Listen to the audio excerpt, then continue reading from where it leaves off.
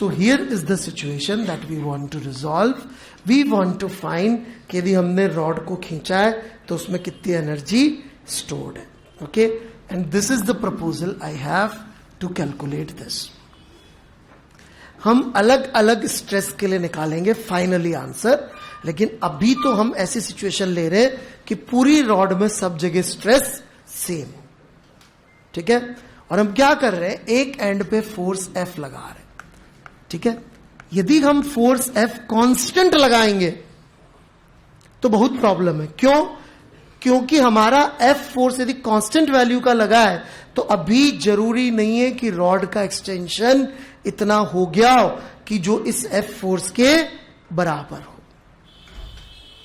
मैं फिर से बोल रहा हूं, हम F जो फोर्स लिख रहे हैं यहां पे, ये कांस्टेंट लगाने पे प्रॉब्लम है कि एक रॉड है, मैंने यहां पे F फोर्स लगाया तो मेरे F फोर्स लगाते ही अंदर सब जगह टेंशन की वैल्यू F नहीं होगी. क्यों नहीं होगी, मैं आपको याद दिला दूं.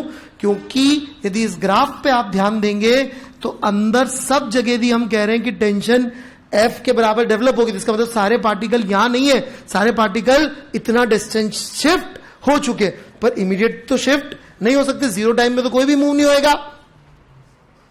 फिर से बोलूं या समझ में आई बात? पार्टिकल्स अभी आर नॉट डिस्टेंस में एक दूसरे से, और जैसे ही मैंने F फोर्स लगाया सारे के सारे यहां तो नहीं जाएंगे ना. इसलिए हम क्या कर रहे हैं इस प्रॉब्लम में, we are not applying constant force, in fact we are applying a variable force. कि यदि इसकी लेंथ इस समय L प्लस एक्स है तो हमारा फोर्स है x by L into y, that is stress into A.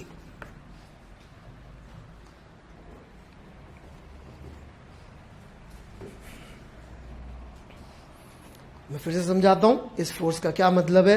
ये कर क्या रहा है ये फोर्स,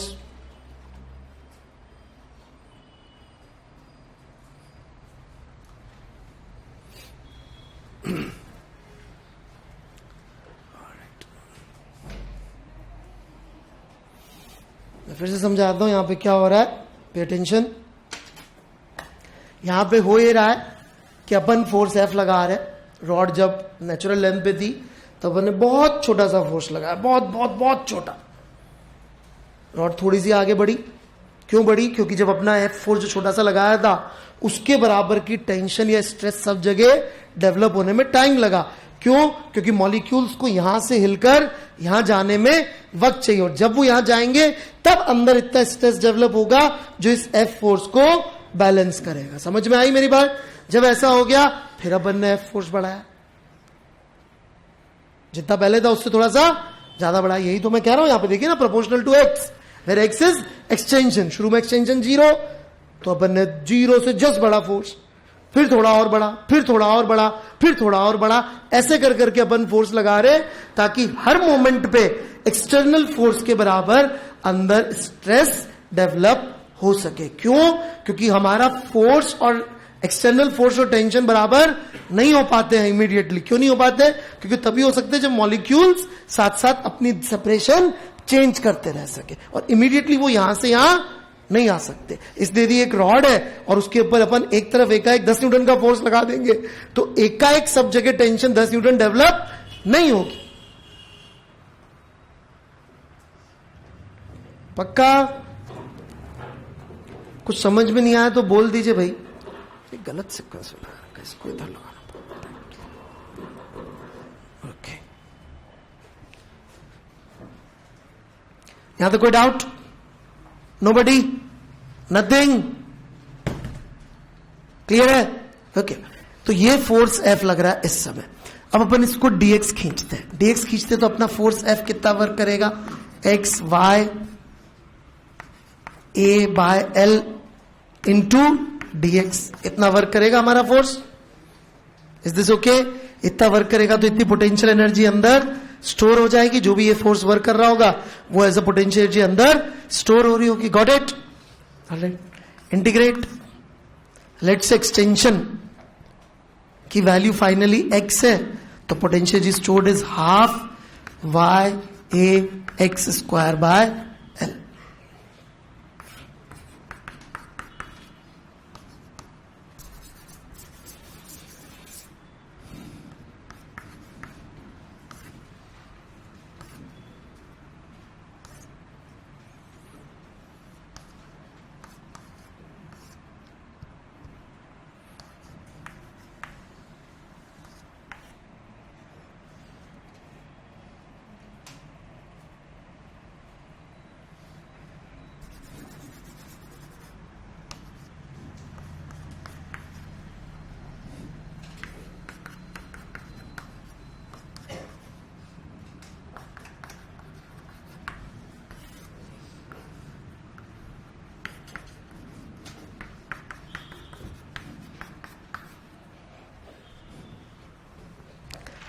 इतना वर्क करा अपन ने, बढ़ते बढ़ते एक्सटेंशन जो है वो 0 से बढ़ के x हो गया, इतनी एनर्जी स्टोर हुई होगी पूरी रॉड में।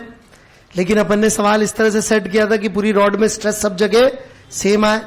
थोड़ा सा रीअरेंज किया अपन ने, x/L is strain in the rod, यदि ये स्ट्रेन है तो ये स्ट्रेस हो गया। ऑलराइट, जबरदस्ती एक L से डिवाइड और मल्टीप्लाई किया ताकि अपन इस फॉर्म में ले आए, half stress in rod strain in rod into volume of the rod. Divide कर दिया तो पर यूनिट वॉल्यूम का फॉर्मूला आ गया कि किसी भी छोटे से सेक्शन में इतनी एनर्जी स्टोर होती है, हाफ स्ट्रेस इनटू स्ट्रेन। कोई डाउट? पक्का? No doubts? ऑलराइट, हाँ। नहीं, अपन ने छोटे वॉल्यूम के लिए निकाल लिया तो हर एक के लिए हो गया ना बेटे। अब तो निकाला अपन ने ऐसे कि पूरी रॉड के लिए, लेकिन अपन ने उसको चेंज ऐसे कर लिया कि यदि छोटा सा वॉल्यूम होता तो उसके लिए भी वैलिड हो जाता। पर यूनिट वॉल्यूम बोल दिया ना बच्चे। यही तो ट्रिक है कि अपन ने लिया इजी, लेकिन उससे डिराइव अपन ने टफ चीज कर ली। ठीक है, ओके, बढ़ा भी ये सब। कोई डाउट? पक्का? ओके, आपके पास वो सवाल है जो पिछली क्लास से कंटिन्यू किया था आज?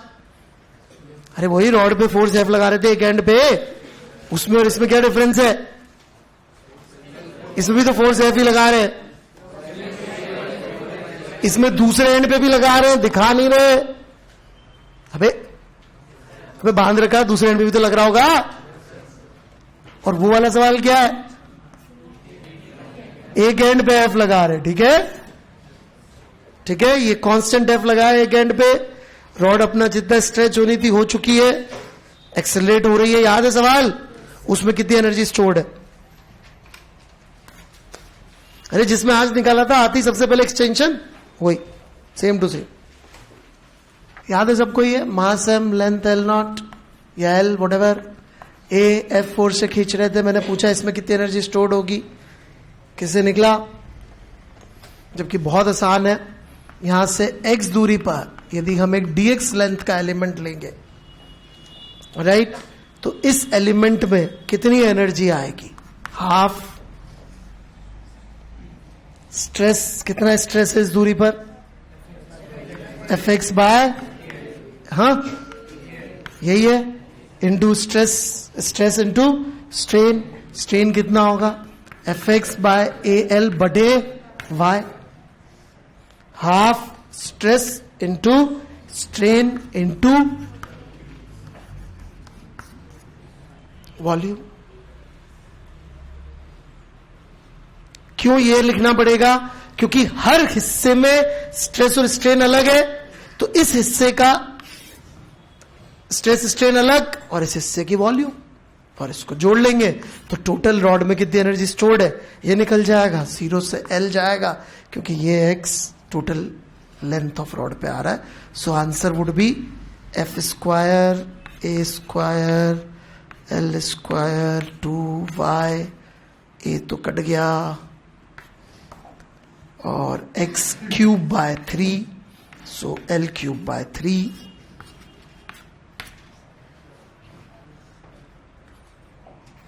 Got it?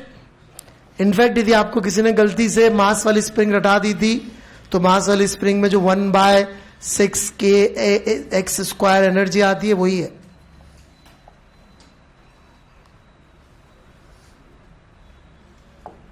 राइट, मास वाली रॉड पे इलास्टिसिटी लगाना और मास वाली स्प्रिंग पे लगाने में कोई अंतर नहीं है। बढ़ू मैं आगे। So this concludes longitudinal stress and strain, alright, as far as problems are concerned. थोड़ी सी different problem है, HC वर्मा में है, एक दो different type की मैकेनिक्स की प्रॉब्लम different है, इलास्टिसिटी में डिफरेंस कुछ भी नहीं है। टेंशन निकालने की तो सिचुएशंस हजारों हो सकती है कि नहीं हो सकती है। मैकेनिक्स का न्यूटन्स लॉ के जितने भी सवाल किए थे अपन ने पुलिस उली वाले, उन सब में टेंशन निकाल लो और उसमें इलास्टिसिटी चेप दो तो वो इलास्टिसिटी का सवाल बन जाएगा। लेकिन उसमें मेजर एम्फेसिस क्या होगा? Newton's law. समझ में आ रही मेरी बात? लेकिन इलास्टिसिटी के पॉइंट ऑफ व्यू से जितना जानना जरूरी है वो मैंने आपको बता दिया। कोई तकलीफ? पक्का? Stress strain graph, stress strain graph देखिए जो हम ये बनाने जा रहे हैं स्ट्रेस स्ट्रेन ग्राफ, किताबों में आपको ऐसा ही बना हुआ मिलेगा। मोरलेस हो सकता है मेरा हाथ थोड़ा सा ढंग से ना चले, कर्व थोड़ा अजीब होता है, लेकिन इसका मतलब ये नहीं है कि दुनिया के हर मटेरियल का स्ट्रेस स्ट्रेन ग्राफ वही होता है जो मैं बना रहा हूं। हम क्या कर रहे हैं, इसमें 4 मेजर हिस्से होते हैं, वो हम बना रहे हैं। मटेरियल्स में क्या होता है कि हो सकता है 4 में की जगह 2 हिस्से दिखाए, बाकी के 2 हिस्से उस मटेरियल में हो ही ना, ऐसा संभव है। समझ में आ रही मेरी बात? अपन जितने पॉइंट्स दिखाएंगे सारे मटेरियल वो डिफरेंट डिफरेंट तरीके से एग्जिबिट करें, ऐसा जरूरी नहीं है, राइट? अपन लेकिन जितने भी डिफरेंट तरह की पॉसिबिलिटी होती है वो यहां पर दिखा रहे हैं। हर मटेरियल का स्ट्रेस स्ट्रेन ग्राफ लेकिन ऐसा नहीं होगा जो मैं यहां पे बनाने जा रहा हूं। Do you get that? समझ में आया मैंने क्या बोला? ऑलराइट, बहुत ध्यान से सुन लिया आप लोगों ने इस बात को।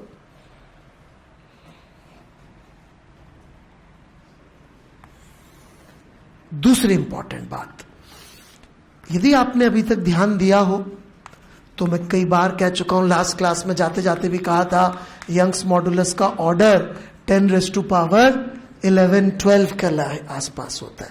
यदि यंग्स मॉडुलस इतना बड़ा होगा तो स्ट्रेस बहुत बड़ा आएगा, क्योंकि it is right, stress upon strain is Young's modulus, right? तो स्ट्रेस जो होगा वो यंग्स मॉडुलस के ऑर्डर का होता है। स्ट्रेन छोटा होता है, बहुत ज्यादा, 0.5% पे स्टोरी चलती है स्ट्रेन की हमारी। समझ में आ रही मेरी बात? तो ये ग्राफ जो है 1:1 के रेशियो के नहीं है कि इसका 1 और इसका 1, इसका 10⁻10 तो इसका 0.1%, इस रेशियो में, इस और क्या बोलते स्केल में बन रहे। 1:1 स्केल के ग्राफ नहीं है ये। समझ में आई मेरी बात? यदि अपन 1:1 स्केल के ग्राफ बनाएंगे तो 10 थीटा हो जाएगा 10⁻11। What is value of theta for 10 theta is equal to 10⁻11? ऐसे बनाया था कि वो पाई -3.14 बन रहा था।